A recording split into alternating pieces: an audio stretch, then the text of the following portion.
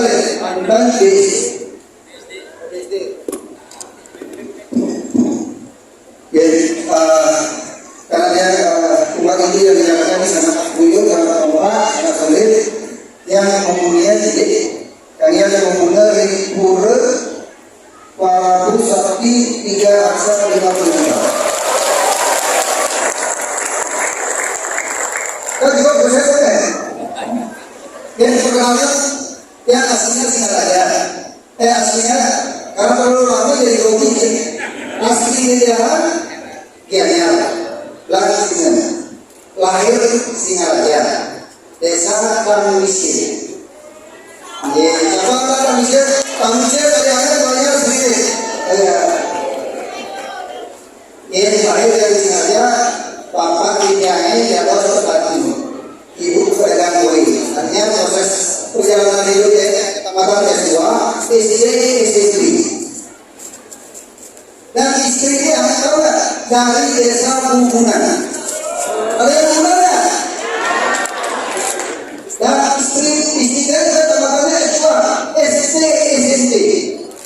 Coba tangan istri saya. Nah kalau kalian perkembangan usaha yang ada waktunya 20 menit itu prosesnya tidak mudah. Dulu saya tanpa SSD meninggalkan kampung halaman tanpa SSD orang tua, tanpa uang saku, hanya pakai secukupnya. Berani nggak anak yang sekarang itu? Tak mungkin berani. Karena orang tua saya tidak bisa dari sekolah, hanya tanpa SSD orang tua kita ngabul, tanpa SSD orang tua, tanpa uang saku, hanya pakai secukupnya. Saya meninggalkan kampung halaman dan merantau ke Denpasar naik truk itu. Masih sampai di Denpasar, saya berpikir kalau saya melewati jalan raya dapat susu tuh nggak mungkin dapat makan. Dengan pertimbangan itulah hanya saya menelusuri sungai Teras Ayu. Berjalan 5 kilo, akhirnya saya sampai di daerah Santul. Bapak dan Ibu terlihat di daerah Santul ke daerah Santul. Disitulah saya minta izin kepada security, Pak Security. Sebelum saya melakukan perjalanan izin adalah saya tinggal di sini. Atas izin security, hanya saya diizinkan tinggal di pos security. Hari pertama yang saya lakukan adalah membersihkan halaman parkir dan kebun hotel tersebut. Jam 12 malam sampai jam 3 saya mencuci mobil yang ada di parkiran hotel. Atas inisiatif sendiri tanpa disuruh oleh orang lain. Jam 12 saya cuci, jam 3 saya istirahat, tidur di pos security sampai jam 7 pagi. Jam 7 pagi saya bangun, tujuannya apa? Nyamperin yang punya mobil, dia dapat upah. Begitu datang yang punya mobil, saya samperin. Om, saya cuci mobilnya. Om yang cuci mobil saya. Iya om, tahu yang punya mobil ini? Enggak tahu om, yang punya mobil ini adalah saya pemilik hotel ini. Terang buat pemilik hotel.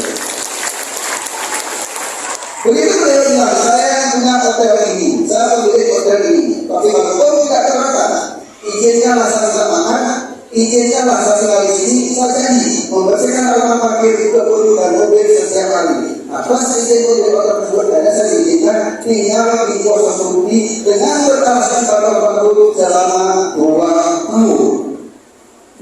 Berani nggak tinggal di pos security 2 tahun tanpa alas, tanpa pakai alas, batal. Kurang lebih saya juga cuci mobil. Di hari kedua, karena mobil saya cuci ada lagi, oleh orang lain di singkat cerita.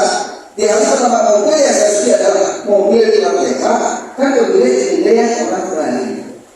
Di hari kedua, mobil yang saya cuci adalah mobil di luar plat Deka, plat F, plat D, plat B. Di hari kedua, begitu saya bilang dan bangun, begitu saya bilang saya cuci mobilnya. Hari kedua, penghasilan saya dan seterusnya selama 4 tahun dan dibanding mobil atas ini saya sendiri 2.000 sampai 5.000 per hari. Bayangkan, waktu saya di kampung, sekolah jalan kaki setiap hari dari desa saya bekerja itu PP 4 kilo. Saya setiap hari jalan kaki sekolah selama 3 tahun. Jadi desa manusia bekerja 2 kilo keluar balik itu 4 kilo. Begitu saya tahu di pasar, di hari pertama saya dapat penghasilan, di hari kedua dan seterusnya selama 2 tahun penghasilan saya di bagi mobil hanya bisa mengisikan uang sendiri 150.000 rupiah. Uang yang 150.000 rupiah saya berikan pada secara motor.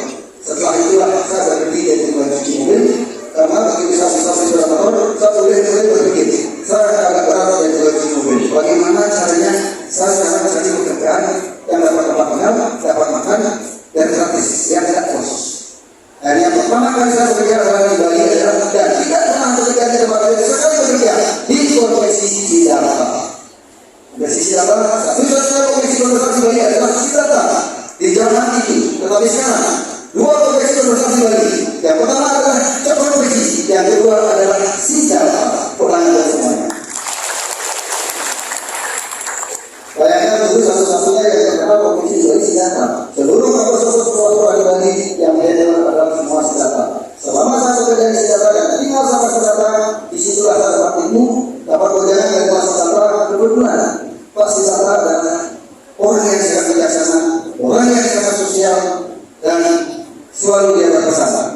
Kalian suatu saat akan menjadi orang hebat. Jangan lupa selalu berbagi dan jangan lupa ingat apapun yang kamu lakukan karena masih akan datang banyak peperangan dan masih datang. Selama saya bekerja di Sidata, perusahaan Sidata semakin besar karena ada saya di situ. Perusahaan Sidata semakin besar. Nah di situ saya percaya diri. Akhirnya saya memutuskan nikah muda. Umur 19 tahun nikah dan istri saya umur 17 tahun waktu itu. Peperangan saya dari istri saya. Nah pada itu, kalau saya nikah, pertama kali saya ke dalam sama dianya tahu waktu pernikahan saya. Saya pakai orang di depan kiri kanan sudah ada kedua kiri kiri penumpang di belakang itu 40 orang ekor dari dianya lewat di Pamani langsung ke Bungunan 35 orang penumpang mabuk muntah. Begitu yang saya di rumah berdua datang keluarga datang berdua lagi dan perempuan datang nyamperin kalau menantunya. Ibu mertua saya pingsan. Kenapa? Mungkin sedih melihat calon menantunya yang sangat miskin. Begitu orang berpuasa pingsan, saya jadi berpikir, kenapa berpuasa pingsan? Apakah karena saya ganteng? Kenapa karena saya miskin? Di situ saya berpikir, saya akan tunjukkan kepada mertua, saya akan tunjukkan kepada masyarakat Bali, saya harus bisa. Akhirnya setelah itu, saya mulai memberanikan diri membuka usaha Konveksi semakin besar dan berkembang dan di tahun 2006 saya ingin ekspansi usaha saya tempat saya dan yang saya sebutkan lagi sini ekspansi baru saya dan yang di tahun 2006 kita 2 bulan survei oleh-oleh yang ada di Bali ternyata di mana pun oleh-oleh di seluruh Indonesia penjualan yang paling banyak adalah baju kaos, helm Bali, baju Bali. Nah, kalau oleh-oleh dijual oleh diri, dijual oleh orang, kenapa nggak saya yang jual oleh-oleh? Saya produksi sendiri. Kalau keuangan, nggak punya senjata. Bayangkan, tidak ada modal, hanya modal nekat dan modal kerja keras, kita bisa memberikan oleh-oleh yang pertama. Dengan cara apa?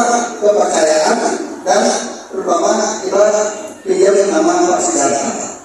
Pak Sidata saya buka oleh-oleh. Kalau Bapak tidak katakan mohon bantu. Akhirnya dibantu lagi oleh Pak Sidata 300 juta untuk membuka usaha oleh-oleh yang pertama. Pada 16 Juli 2007 dibuka Kristen oleh-oleh pertama. Kristen oleh-oleh pertama bahasanya 2 hari. Kenapa tidak bulan 15 bulan 2007? Kenapa tidak bulan 5? Karena bulan 6 itu identik dengan pesta kesenian Bali. Karena kita bukannya di sebelahnya Art Center. Paling tidak di hari pertama dulu sama 1 bulan kan kita pesta kesenian Bali. Karena bulan 5 kita bulan 6 pesta kesenian Bali.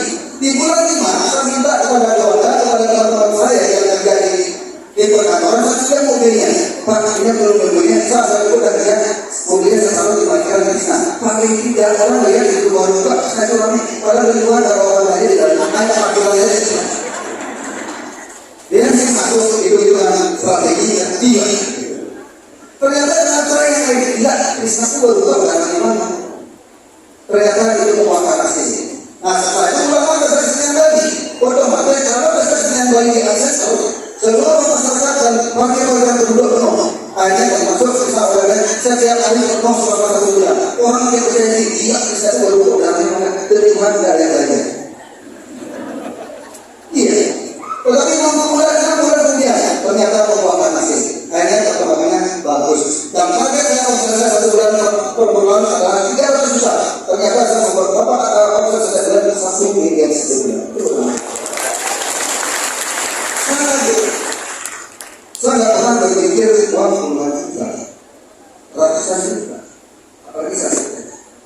Saya ikut ngomong, saya dari malam juga. Karena kaget dapat itu. Dan itu pun saya kerja sama istri sama anak dan tidak ada karyawan waktu itu. Hanya keluarga aja. Dan berdua juga dapat bisnis. Nah, ternyata perkembangannya bagus. Tadi saya jadi ekspansi lagi. Nah, begitu masa 1 bulan, 1 hari, uang saya serahkan ke istri. Nah, begitu saya ingin buka yang bisa dua, saya tidak dapat sama istri saya. Bu, gimana kalau kita buat barang-barang yang dua? Wah, ibu kasih suhu. Ini baru buka 6 bulan, baru buka barang yang dua. Dia kalau jualan, wah, kalau sama ibu susah Pak. Karena kalau sudah masuk ke istri, susah jualannya. Iya, nggak setuju. Sama sekali nggak setuju. Nggak apa-apa Bu, kalian coba tuh, nggak ikut tak mau, pada susah. Saya sekali lagi pasti datang. Pasti datang. Saya mau buka barang yang kedua, istri saya nggak setuju. Pasti datang kalau nggak keberatan, izinnya lah tidak nama bapak, dan kalau bapak tidak keberatan, izinnya lah saya tidak uang 500 juta. Ya, boleh dikasih dengan uang 500 juta. Modalnya itu untuk modal keberanian ya. Yang itu dari kuasa saya kalau ini dikasih modal 500 juta, terus dikasih nama mas datang, dan saya tidak nama istri saya. Ibu, kita akan tetap nggak bisa uang, tetapi yang ingat siapa? Bukan kita, yang punya Pak Siddhartha. Tapi nama kita tidak. Bagaimana itu? Kalau itu ibu setuju. Karena tak jual-jualan. Kalau dia tidak setuju, lalu kita buka. Anda kan persoalan apa? Biar tujuannya.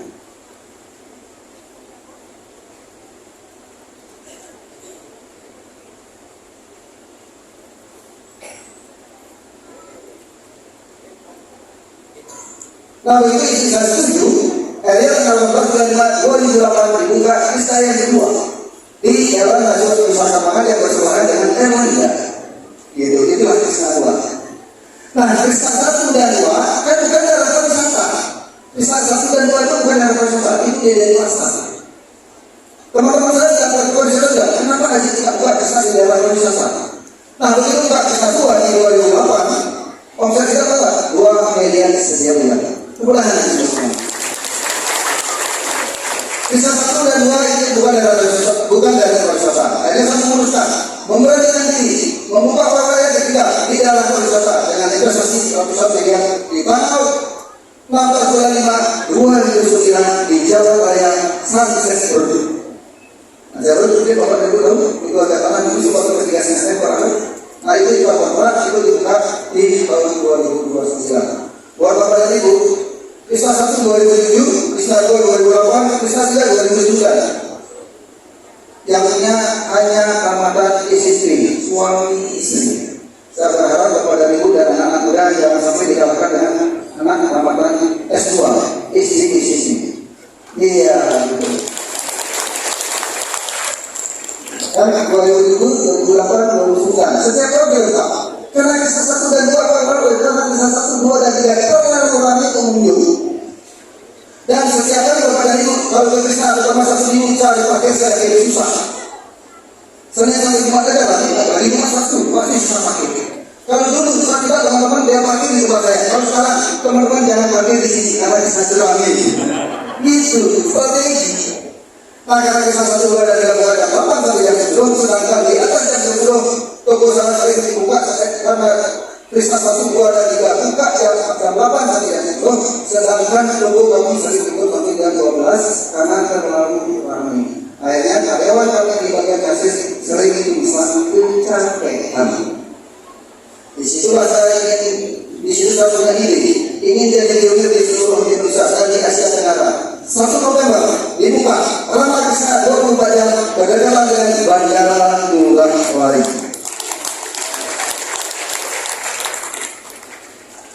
Krishna itu kalau bicara Krishna dari 2007, 2008, 2009, 2010 itu sudah terbuka dan seluruh outlet kami sekarang totalnya 41 outlet. Kalau Krishna sendiri ada 10, yang lainnya ada saya sudah lupa banyak banget. Ada Krishna Waterford, ada Krishna Ikokwile, ada Krishna Bridge, ada Krishna Fantastic Land, ada Naik Seri Showroom, ada juga Planet juga apa kita buka di showroom di Bekasi, ada di Jakarta, Jogja, ada lagi saya sudah lupa Ya. Nah itu yang kita bangun sekarang ada ketua Polisi Sosrogen, dan saya mohon doanya kepada seluruh masyarakat umat ini yang ada di Jakarta. Kita tahun ini 2025 kita membangun yang betul-betul sukses. Yang pertama adalah yang di Bisanya, yang oleh-oleh desa sawah, yang bisa oleh-oleh desa sawah di daerah desa terpencil, yang dulu orang pesisir itu makan rami, termasuk Romi Minata, Puan Maharani dan suaminya, Korban Paris, seperti Hamad, itu datang ke tempat saya yang bisa oleh-oleh dia, itu kan masih kecil ya. Gila itu membuka oleh-oleh di kota di desa terpencil ini, siapa belanja? Sekarang justru bisa oleh-oleh yang di tengah sawah yang diganjar itu mulai ramai dan sangat ramai. Dan sekarang ini tanggal 27 Juli, tanggal 27 Juli kita akan buat festival seni budaya Krishna Sabang Langsing. Tujuannya apa? Nanti yang saya membuka dari Menteri Pariwisata, Ibu Menteri Pariwisata, Raffi Ahmad, Ketua Kabin, nanti Panitia Menteri bersama Menteri Budaya itu akan dibuka 27 Juni perluasan bagi 3 hektar. Tujuannya apa? Karena saya jujur, saya nggak bisa buat kajian, melawan aja nggak bisa. Saya merasa sebagai masyarakat Bali dulu, makanya saya sampai membuat museum pancayanya mulai tahun ini dengan luas 3 hektar. Tujuannya apa? Ingin membuat legasi bagaimana anak cucu kita ke depan biar tidak lupa cara membuat ekor, cara mentanding, menggambar tari-tarian. Itu nanti satu-satunya ada di Bali adalah Krishna. Iya, sekarang lagi dibangun dengan luas 3 hektar. Dan yang terakhir, karena saya asisiannya, begitu saya membangun, begitu saya ekspansi, begitu saya berkuasa biayanya, pasti warga Singaraja protes. Haji, kenapa tidak ada pembangunan di Singaraja lagi? Udah, begitu masyarakat Singaraja minta, saya berkoordinasi minggu kemarin, kita akan berkuasa lahan di Singaraja 20 hektar. Di situ akan dibangun kampung UMKM. Satu-satunya ada UMKM di seluruh Indonesia hanya di Bali dengan luas lahan 20 hektar. Itu buat legasi buat anak cucu kita ke depan. Ya, begitulah. Ya kita kerja apa adanya ini. Kita melakukan sehari-hari seperti biasa dan terus saya sampaikan kepada seluruh masyarakat umat ini yang ada di Jakarta, kebiasaan kami dan istri. Saya masih sendiri. Istri saya sudah masih sendiri. Setiap kali kalau saya sama 5 hari di Jakarta, malam itu saya masih cuci pakaian yang hari ini tidak pakai. Itu kebiasaan saya. Dan saya adalah kulit sama waktu. Dan ketiga, saya di Krishna itu sampai dari Krishna dari Jokowi ke Krishna sekarang seperti ini. Coba kepada ibu cari marketing Krishna, ada tak? Krishna itu tidak ada marketing. Cara saya adalah selalu berbagi ke masyarakat bawah, seperti bapak bedah rumah. Itulah yang kita lakukan setiap minggu di Bali. Boleh dicoba. Dan yang terakhir saya kasih kesempatan buat bapak dan ibu yang berdomisili di Jakarta, bagi bapak dan ibu dan anak-anak muda yang punya produk-produk UMKM, silakan dikumpulkan siswanya, nanti saya simulasi siapa tahu ada yang bisa masuk ke produk, siapa tahu bisa masuk ke Krishna. Kalau bapak dan ibu produknya bisa masuk ke Krishna, saya yakin minimal omset bapak dan ibu 5 juta bulan. Iya. Dan juga saya sampaikan, Krishna itu dia tidak ada isu milik. Krishna itu miliknya Gubernur Bali Tuan Bupati itu zaman dulu. Krishna itu milik adalah saya sendiri bersemani yang hanya Ramadan S2 SC. Sekali lagi kawan-kawan KM, bapak-bapak dan ibu, saya yakin pasti banyak yang berikan masak atau dibuat ini, silakan produknya dikumpulkan, nanti saturasi siapa tahu bisa masuk ke Krishna. Krishna itu adalah pembayaran pajak tertinggi dan total omsetnya 60 miliar per bulan. Saya berani bilang seperti itu karena kita wajib pajak. Kita harus memberikan contoh menjadi wajib pajak terbaik dan menjadi panutan di Bali. Terima kasih dari saya. Om Santi Santi Santi.